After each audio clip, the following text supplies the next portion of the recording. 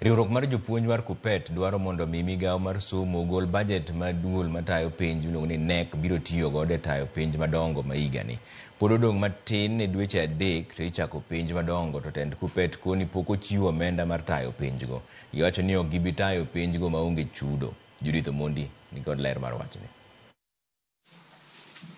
Gimatin ne dweche 3 kende to ichako penj madongo e pachoka.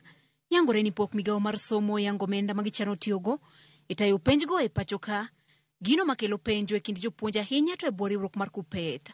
The union is deeply concerned by the massive reduction of the budget for the Kenya National Examinations Council. The council's budget has been cut to 0. So 3 months to the examinations, the National Examinations Council has no budget.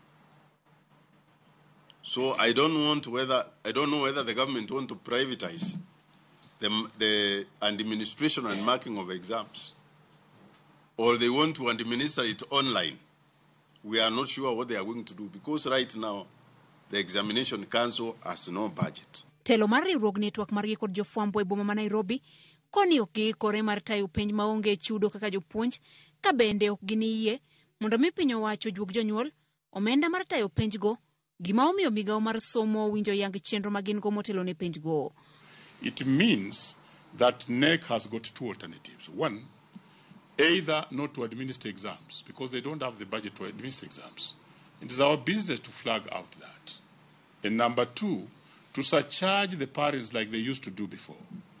The position of the union is that we cannot take a step back to the gains that we obtained over the years, where education now is not only paid for, but also exams paid for. Riwruogni okoni nitie midhiero mathoth mag omenda ma okwako migawo no. Giywak ni kata mana omenda mar okumba mar thieth mag jopuonje counties bura okosebed ka ichwalo kod duol mandiko jopuonje TSC, kendo winjo duol no owuog oko mar lero gima omiyo omenda no okosebed ka ichwalo. For more than a month, the union has been receiving complaints from our members all over the country who faces difficulties accessing medical services,